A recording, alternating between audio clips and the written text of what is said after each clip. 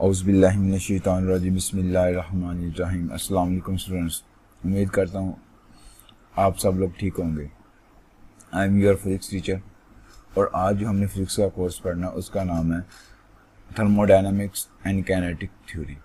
उसका lecture number 3 है। Lecture number 2 में हमने आइडियल गैस के बारे में देखा था कि उसके लॉज के बारे में देखा था, और लेक्चर नंबर 1 में हमने आइडियल गैस के बारे में देखा था कि आइडियल गैस एक ऐसी गैस होती है जिसके मॉलिक्यूल्स के पास सिर्फ काइनेटिक एनर्जी होती है, पोटेंशियल एनर्जी उनके पास नहीं होती, और वो एक दूसरे पे उसके मॉलिक्यूल्स जो होते हैं वो फोर्स एक्सर्ट नहीं करते।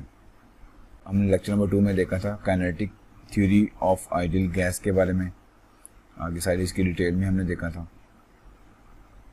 हमने इसकी एक्सपेरिमेंटल ऑब्जर्वेशन की थी। और आज का जो हमारा लेक्चर नंबर 3, यहाँ हमने देखना है कि फॉर आइडियल गैस लॉ और आइडियल गैस इक्वेशन। यहाँ पे हमने आइडियल गैस इक्वेशन को ड्राइव करना कि पहले जो हमने तीनों लॉज पढ़े थे, एवोगाड्रो लॉज हमने देखा था, बॉयल्स लॉ देखा था और चार्ल्स लॉ देखा था। अब इन सब लॉ को मिला के हमने एक आइडियल गैस इक्वेशन बनानी है, या जिसका दूसरा नाम आइडियल गैस लॉ भी होता है। नेक्स्ट हमने वो ड्राइव करना है। अब हम नेक्स्ट चलते हैं लेक्चर की तरफ कि एज वी नो डैट, जैसा कि हम जानते हैं हमारे पास वॉल्यूम जो होता है ना वो डायरेक्टली प्रोपोर्शनल होता है एन के, जो हमारे पास एवोगाड्रो लॉ होता है। एन यहाँ पे नंबर को शो करता है और वी जो है इस डायरेक्टली प्रोपोर्शनल, वी जो है इन्वर्सली प्रोपोर्शनल होता है पी के। पी यहाँ पे प्रेशर है और वी जो है वॉल्यूम इज डायरेक्टली प्रोपोर्शनल होता है टेम्परेचर के। ये एवोगाड्रो लॉ को शो करता है, ये बॉयल्स लॉ को शो करता है, और ये हमारे पास चार्ल्स लॉ को शो करता है कि एन यहाँ कितने नंबर ऑफ मॉलिक्यूल्स होंगे उस गैस के। जितने मॉलिक्यूल्स होते जाएंगे उतना वॉल्यूम इंक्रीज होता जाएगा। ये हमने लास्ट लेक्चर में डिटेल में हमने ये पढ़ लिया हुआ था कि एन यहाँ पे नंबर ऑफ मॉलिक्यूल्स को शो करता है। अब नेक्स्ट हम इन तीनों रिलेशन जो है उनको इकट्ठा एक रिलेशन में लिख लेंगे कि V जो है ना वो डायरेक्टली प्रोपोर्शनल एन टाइम और इन्वर्सली प्रोपोर्शनल होता है P के। P यहाँ पे प्रेशर। तो जब ये साइन को हटाएंगे प्रोपोर्शनलिटी का तो यहाँ पे कांस्टेंट आ जाएगा, और ये जो कांस्टेंट है उससे हम कहते हैं बोल्ट्जमैन कांस्टेंट, और इसकी वैल्यू जो होती है वो 1.38 जब 10⁻23 जूल पर केल्विन ये की वैल्यू होती है। ये अपने याद रखनी है, हम इसके आपको पेपर में पूछ सकते हैं। और यहाँ पे अब P जो है जब इस तरफ मल्टीप्लाई करवाएंगे तो PV is equal to KNT हमारे पास हो जाएगा।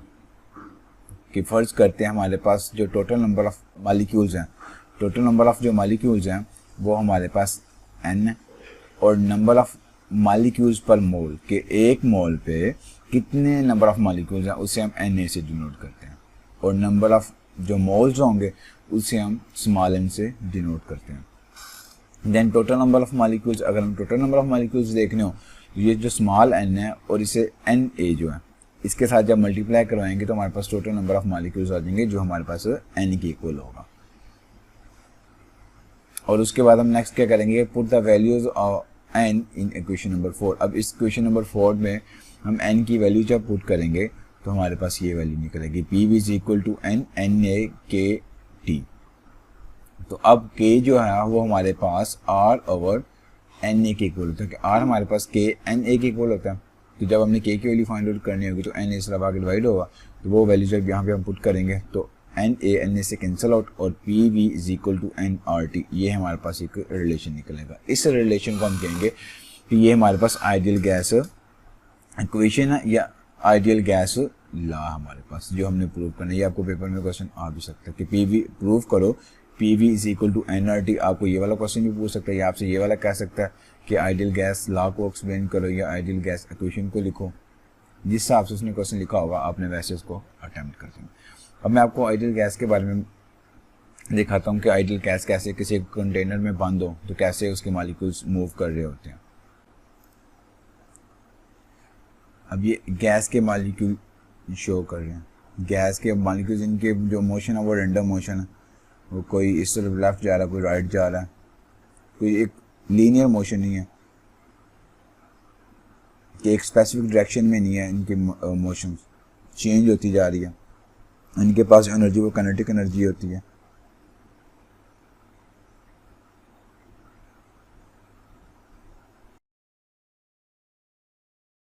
और आइडियल गैस के पास जो कोलिजन होती है वो इलास्टिक कोलिजन होती है।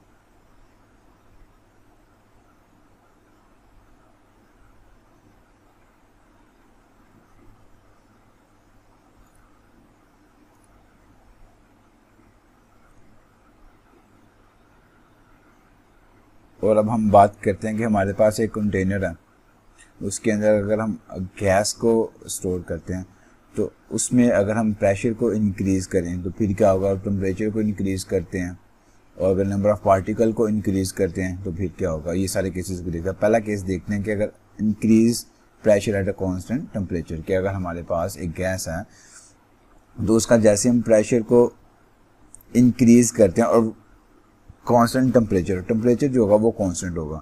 अब जैसे ही टेम्परेचर कांस्टेंट है तो प्रेशर जैसे जैसे इंक्रीज़ करते जाएंगे तो उसका जो वॉल्यूम है वो आस्ता डिक्रीज़ होता जाएगा। देखिए ना, पहले इसका वॉल्यूम ज़्यादा था, अब वॉल्यूम कम हो गया इसका। पहले 50L था, अब 25L हो गया और इसका जो प्रेशर है वो 2 atm हो गया कि प्रेशर हमने इसका इंक्रीज़ कर दिया। और प्रेशर जो होता है वो इन्वर्सली प्रोपोर्शनल होता है वॉल्यूम के, जैसे हमने बॉयज़ लॉ में देखा था। जब प्रोपोर्शनलिटी का साइन उठाएंगे तो यहाँ पे के आ जाएगा और इसका दूसरा के इज इक्वल टू हम पीवी भी कहते हैं।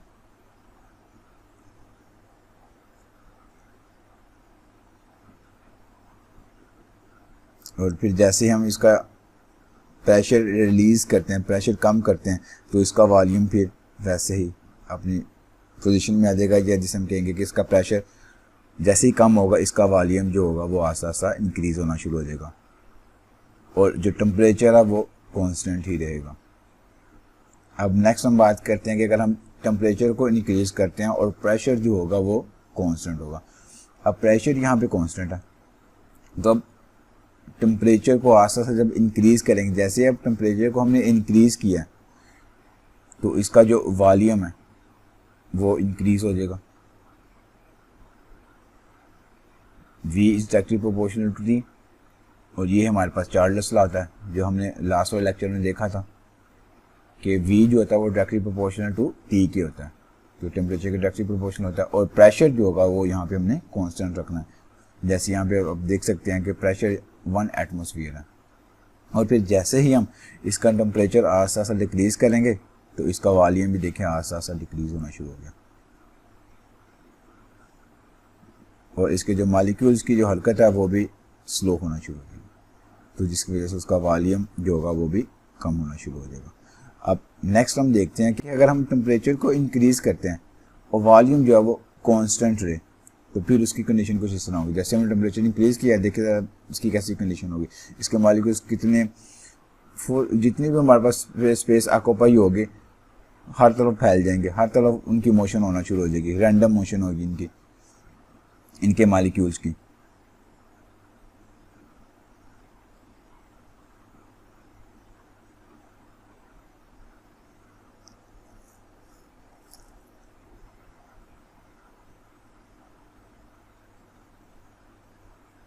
शर्त यहाँ पे मेन ये है कि यहाँ पे जो वॉल्यूम है वो कांस्टेंट रहे।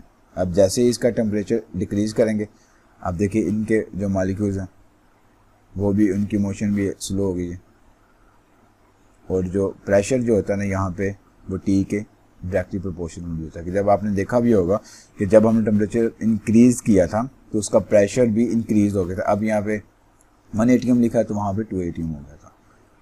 अब नेक्स्ट हम बात करते हैं कि increase the number of gas particles.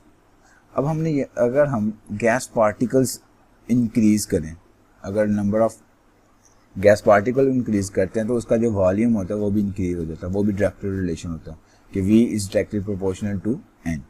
इसका दूसरा इसे जो हम कहते हैं इसे हम एवोगाड्रोस लॉ कहते हैं कि V जो होता है वो डायरेक्टली प्रोपोर्शनल होता है N के, इसे हम एवोगाड्रोस लॉ कहते हैं।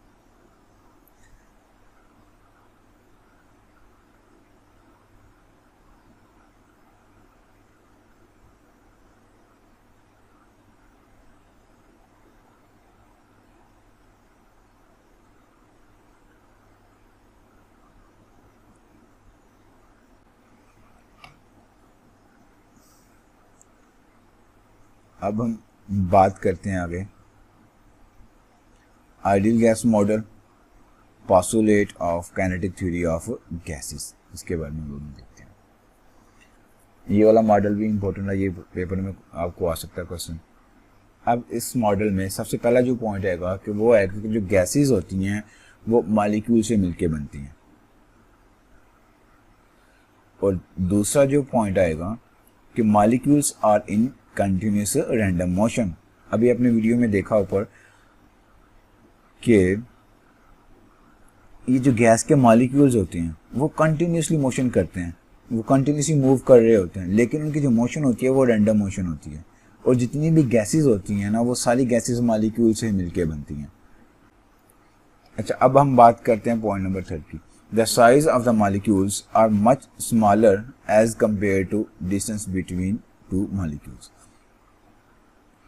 कि हमारे पास जो मॉलिक्यूल्स का साइज होता है वो बहुत छोटा होता है दो मॉलिक्यूल्स के दरमियान जो डिस्टेंस होता है। जैसे फर्ज करें कि एक मेरे पास मॉलिक्यूल ये वाला है और एक मॉलिक्यूल्स ये वाला। इन मॉलिक्यूल्स का साइज बहुत छोटा है इन दोनों मॉलिक्यूल्स के दरमियान जो डिस्टेंस है उसके मुकाबले में, वो ये बात कर रहा है। थर्ड पॉइंट में ये वाली बात कही गई है। अब बात करते हैं हम इसकी फोर्थ पॉइंट की कि molecules are freely moving and independent.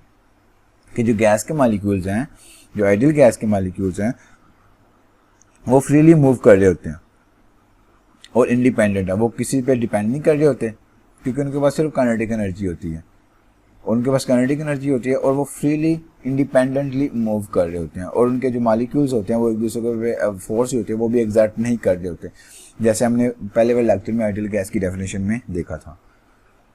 अब नेक्स्ट हम बात करते हैं कोलिजन की। अब कोलिजन जो इनके दरमियान इलास्टिक कोलिजन होती है कि अगर फर्ज करो कि मेरे पास जैसे ये गैस के दो मॉलिक्यूल्स हैं, इनके दरमियान जो कोलिजन होती है वो इलास्टिक कोलिजन होती है। At STP, all the gases have 3×10⁻25 molecules per unit volume। कि पर यूनिट वॉल्यूम में जितनी भी गैसेस होती हैं वो इतने मॉलिक्यूल्स रखती हैं 3×10⁻25 STP में। जो हमारे पास STP जो होता है वो स्टैंडर्ड टेम्परेचर एंड प्रेशर होता है। All laws of mechanics are applicable. कि यहाँ पे सारे जो लॉज हैं मैकेनिक्स के एप्लीकेबल होते हैं, कि वो सारे लॉज यहाँ पे लागू होते हैं। आज का लेक्चर हम यहाँ तक रखते हैं। उम्मीद करता हूँ इंशाल्लाह सब बच्चों को क्लियर हो गया होगा। नेक्स्ट लेक्चर तक के लिए अल्लाह हाफिज़ और दुआ में याद रखिएगा। अब इससे नेक्स्ट हम ये वाला लेक्चर देखेंगे।